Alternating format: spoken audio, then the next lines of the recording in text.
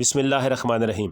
वज़ीर आला पंजाब मरीम नवाज शरीफ के विजन के मुताबिक वज़ारत इत्तलात व सकाफत की हिदायत से पंजाब आर्ट कौंसल शेखुपुरा ने ज़िलई इंतजामिया के ताउन नाल वारिस शाह पंजाबी कानफ्रेंस का इनेकाद किया, जिहदे मुंतज़िम आर्ट कौंसल के डायरैक्टर अफराज अहमद, मारूफ शायरा डॉक्टर निगत खुर्शीद ते उन्हां दे टीम मैंबरान सन। पंजाबी कानफ्रेंस में शायरां, अदीबां, तालिब इल्मां, उस्तादां ते जिंदगी के दूजे शोबे नाल ताल्लुक रखने वाले अफराद ने शिरकत की।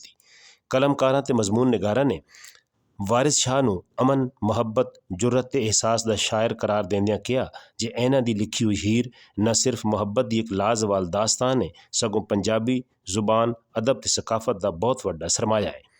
इसलिए हीर वारिस शाह नूं नवीं नस्ल तक पहुँचाना ते मुतारिफ कराना बहुत जरूरी है। शायरां ते कलमकारां ने वारिस शाह के फन ते हयाती उत्ते खुल के रोशनी पाई ते उन्हां दे कई पक्ष लोकां दे सामने रखे।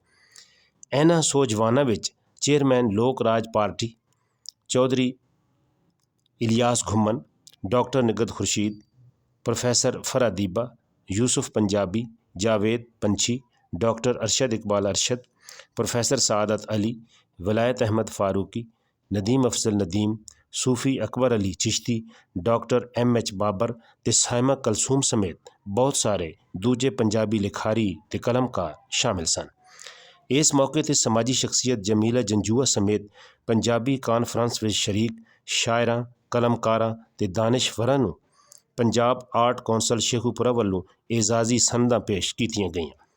वारिस शाह पंजाबी कानफ्रेंस विच आने वाले मुअज़्ज़िज़ मेहमानां नूं फुल पेश करके जी आयां नूं भी आख्या गया ते पंजाब की भरवीं सकाफत ते सुच्चे सच्चे अदब के वधा लई अहद भी किया गया। इस मौके ते director Punjab art council Sheikhupura Afraz Ahmad होरां ने सारे मित्रां दा शुक्रिया अदा करदिआं फैमिली का एहसास जो है एक अदारा जरूर है, मगर ये अदारा एक फैमिली तरह काम कर रहे हैं और दिल न कर रहे हैं। और इंशाल्लाह जिसने दिल न काम किया जाता है तो अल्लाह ताला उहदे जरूर मुतासिरा देता है। जिस तरह साढ़े भगत साहब साढ़े बड़े भाई ने वालिद की जगह पर नहीं, मैडम जमीला ने, उसके बाद तारा सरा ने, फिर साहिबा, मैडम मीरा ने, जितने भी नाम लवा ये सारे दी जाती एफर्ट्स ने जिहड़े कि इस गवर्नमेंट के प्लेटफॉर्म करते दिन रात काम कर रहे हैं। इंशाल्लाह एक प्रोग्राम एक भी होगा साढ़ा तसलसल कंटिन्यूसली कोई महीना नहीं कोई दिन नहीं असीं चलते रहते असं बिल्कुल पता ना लगे कि सुबह शाम असं ये फंक्शन करा फिर अल्लाह ताला सब देगा और इंशाल्लाह। Thank you very much.